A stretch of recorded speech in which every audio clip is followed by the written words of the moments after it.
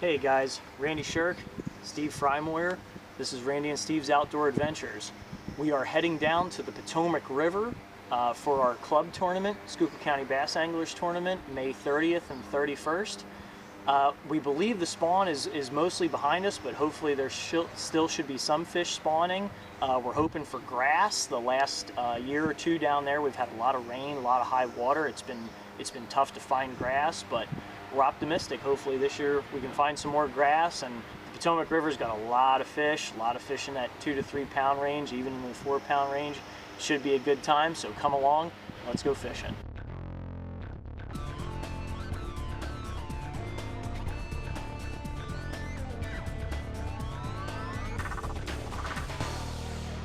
All right, so day one, Schuylkill County Bass Anglers Tournament down at Potomac. Quarantine has broken.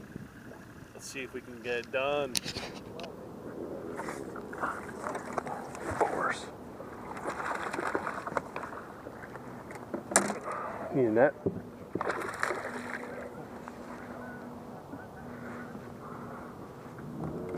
It's right next to you, right next to you. He's gonna be close. Probably short. Damn it, just short. Just take your time. Take your time. Just take your time. Hold him down. We found him. Keep the rod a little bit more bent. There you go. Don't take up no more. Just lean out. Lean out.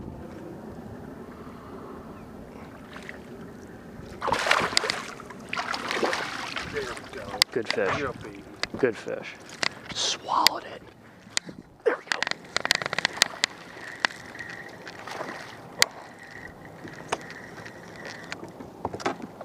It's a little one. So you good or? Yeah, he's a short. Shorty.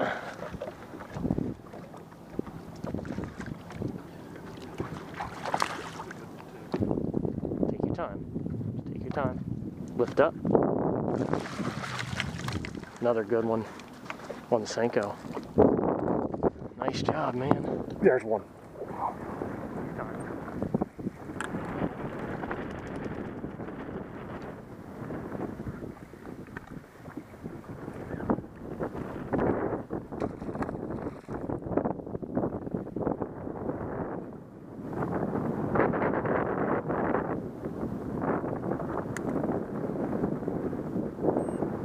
Another good one. Yeah, awesome.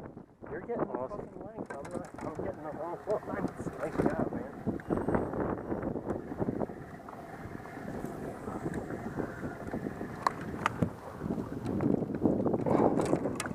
Number 3 going in.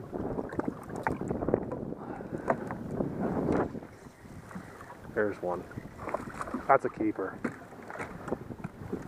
Doo-doo-doo. Keep it low. Keep it low. That's a good one.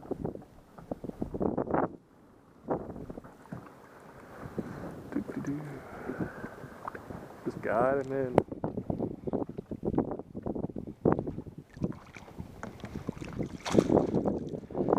That's a pretty fish.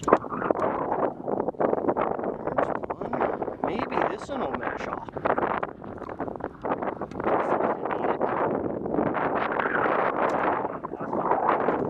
Really? Yeah. You know what? I think I knew that, but I forgot. Oh my God, look at that. Look at that. 15 1/4. Boom, shakalaka, boom, boom. Yeah. All your 3 have markers in them, right? Yeah. All 3 of yours do? Yeah. Okay. I told him.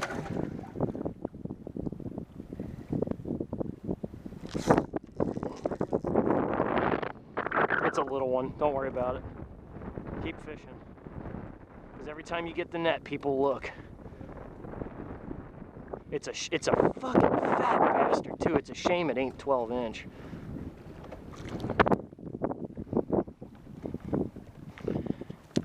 Yeah, it's a fat one.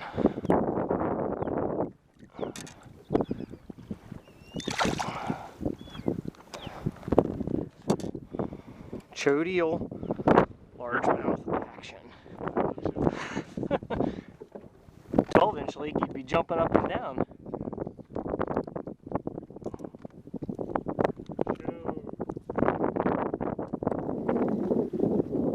There, he just ate it. He just ate it.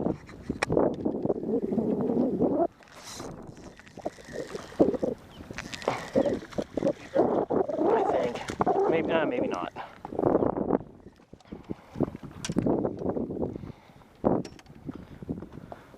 Nah, it's a little one.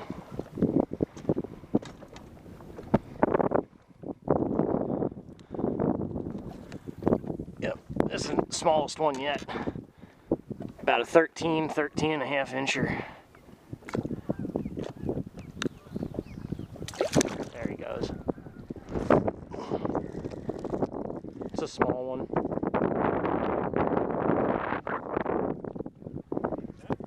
No. Another little one.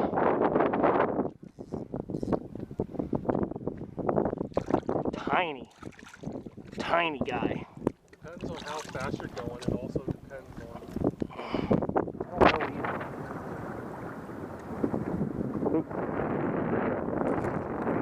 That's a keep. That's gotta be a keeper. Oh yeah, it's a good one. Just keep that rod bent. Don't reel, just pull. It's okay. Don't panic. I got him. All right. Set him down in and deal. He's gonna. These are balls actually. A little gummy. He's gonna be close.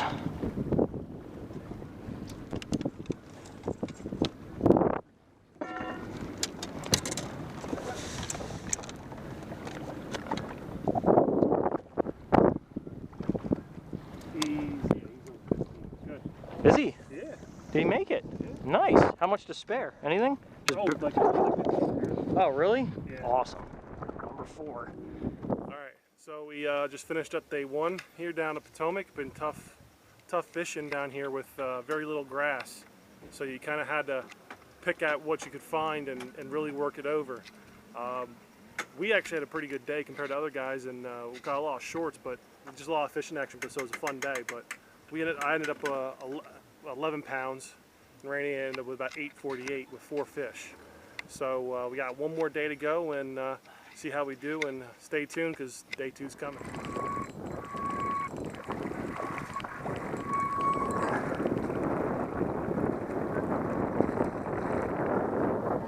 Yeah, it's a little one.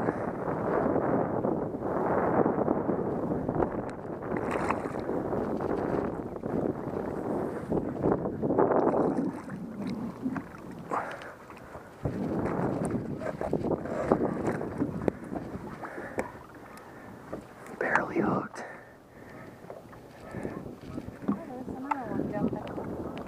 Barely hooked. Come on. Yep, now he's moving. Here we go.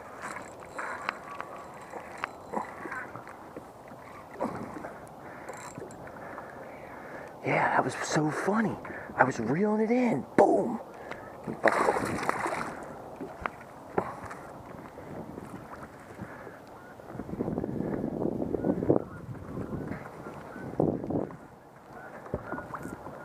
Don't want them guys to see. Because next thing you know, they'll all be up here. It's another short. 14 3/4. He's bigger than the last one, but. You think he is bigger or not? Oh, he's definitely, Yeah, he is. definitely bigger than the last one, but he's not gonna make it. Atta girl. Biggin, biggin. Take your time. That's the one you need. That's the one you need. Keep that rod bent. This way, this way, this way, this way. Atta girl. Oh my god. Oh my god. Take your time. It's a freaking toad. Take your time. There you go. There you go. Now, towards me. Towards me. Atta girl. Atta girl. Atta girl. Take up a little more. Okay, no more. No more. No more.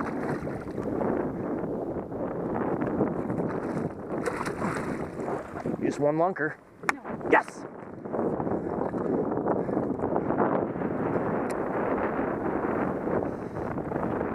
That is. Ooh. That That might have been bass.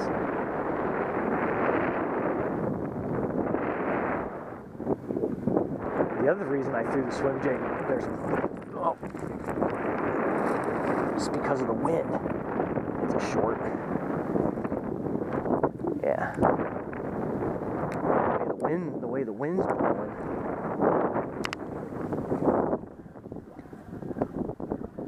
Same idea as a spinnerbait. Yeah, he's short. Oh boy, that's a big one. Keep that rod bent, girl.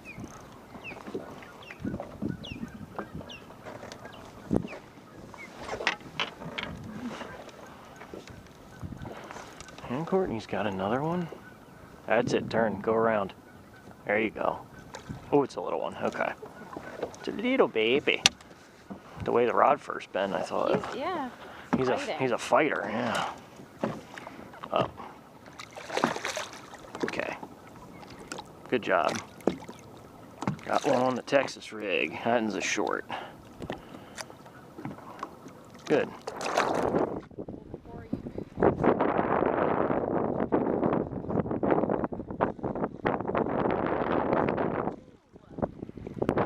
It down the rest of the day. Choked it. I mean, it's way back in the mouth. Yep, I ain't putting it down the rest of the day. Choked it.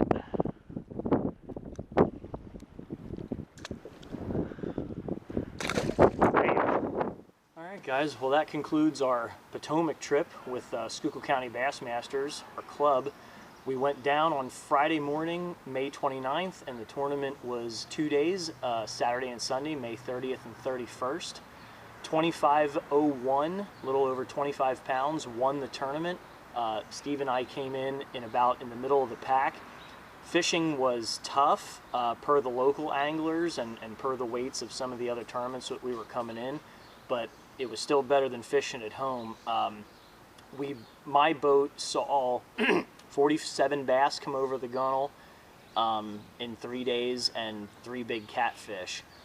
Steve and I were actually paired together on the first day of the club tournament on Saturday, and we had about, what would you say, about 30 between the two of us? We had about 30 bass, only 9 of which were keepers though. We had a lot of fish between that 14 and 15 inch mark, and they had to be 15 inches to keep, and that seemed to be the general consensus of the other 7 anglers in our club too. A lot of fish caught, but it was tough getting keepers. As well as the other club tournaments that at the hotel we were staying in, there was a couple other boats that pulled in from other tournaments. We talked to them. The weights were very similar. You know, middle of like 10 to 14 pounds was basically you're in pretty good standing. You know, a lot of shorts. Fish weren't everywhere. They were in definite areas. You kind of had to pick through what you found in order to get a limit. It wasn't sitting there pounding 3 and 4 pounders like we did with the BFL or earlier club seasons, like in early May or even April. Wasn't like pre-spawn, that's for sure. No, so it was a lot of small fish that you had to kind of like pick through and just, you know, what you got is what you got. But there was definite patterns in the way the fish behaved at certain tides and with certain baits. Yeah, we found that when the tide was moving, like on the middle of the tide swing, when you had that pull, whether it was in or out, as long as you had that pull of the current, you could upsize your bait, and you could also fish more aggressively, like with a moving bait. Chatter baits and swim jigs are a staple down there, and they would only really hit those baits, at least for us and the guys we talked to, on a certain tide. And then when the tide would start to go slack, whether that be on the low or the high, we found that we had to go more subtle, go to more of a worm, more of a finesse presentation. Right. So when it was low, and this is just something that the Potomac always has, if you look on any fish report for bass, when it's low tide, they want the most subtle thing that you can get. You know, so that means no weightless. You know, what we got is the weightless Senko, obviously. I mean, it's the standard with everybody. Randy used obviously black here, but with wacky hooked.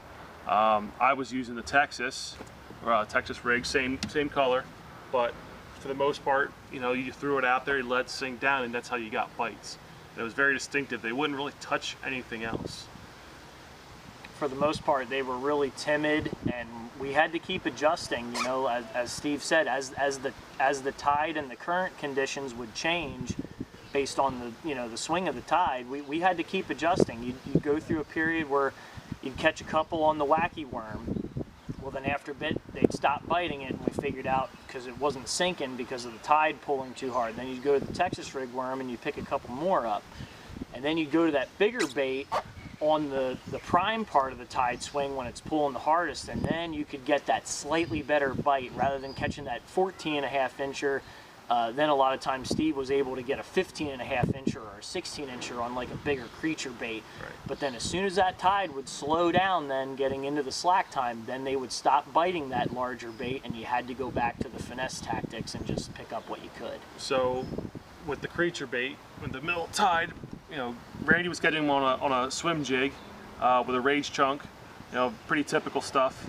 That basically was how he was getting them. Again, I was using the kind of a creature bait with a very small nose weight, like 16th ounce or to an 1/8 ounce nose weight, dragging it through, and you feel that weight, you pop it through and then let it sink down. With the creature bait, it seems like they wanted something with a little bit of thump because of the water getting dirtier because of the tide coming in. They wanted a little bit of thump, so that's why we went like the rage crawl style claws there with, they really kick hard and they give off a lot of thump. Boot style tails will work with that too, like the Kalin's double tail grub.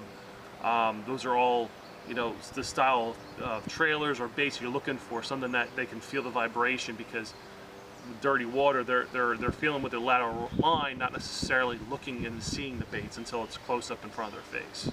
Yeah, in the area that we fished on Saturday, and then the area that I returned to also on Sunday, that area was muddier than a lot of the other places that we were looking and scouting and pre-fishing on the river. That area just, we believe it was the direction that the wind was blowing. We had like 10 to 15 mile an hour winds each day. Between the wind and the boat traffic, our area just, it muddied up really, really quickly. Yes, it did. And there was grass there, so, and then pretty much every other place there was grass, it was clearer water, but for some reason there, it didn't want to clear up, even though there was okay grass. I wouldn't say it wasn't great. Yeah, it's definitely behind schedule. It's just emerging in most spots, but there were some other spots that we did find some nice grass, but just couldn't get bit. So I think the fish were just relating to some of the grass, and they were also relating to wood if you knew where they were on hard cover, and also just relating to hard spots out on those flats. Yep. So then after, with the tide switching from middle, they stopped kind of biting those style baits too, with the creature style baits and the jigs. So when at the very end of high tide, the water was too deep in order to get a Senko down. They weren't getting down where they were at, so we had to switch it up a little bit here. Randy was getting them on a Texas rig with just again 16th ounce nose weight, because it's only 4 foot of water. You know, black and blue again, and that's how he was getting them, dragging it through basically, right? Yep, just dragging it, fishing it real slow, throw it out, just let it sit. It was almost like, for me, dead sticking was almost better. I just move it a little bit every so often. The other way that I got some of my bites is when I would be dragging it along and I'd get into a little patch of grass, you just pop it through. A lot of times you got bit then. And then the way I was going, I was actually Nico rigging a 4-inch Yum Dinger in black and blue, and I would use basically use a weedless Nico rig hook, which allowed me to get down in the weeds and not get fouled up and rip it out and let it go down and hit the ground and do what it's got to do. But I mean, that worked for me pretty well, because as soon as that high tide come in and I switched over to that, I was getting bites. And better bites. And better bites, yeah. That's kind of how I finished out my limit. It was enough to just get one keeper in the boat so I can, you know, get to 5. So that kind of put me up kind of towards the top of the pack that we were in, and that allowed me to get fish till you know, do better in tournaments as far as points go. Right.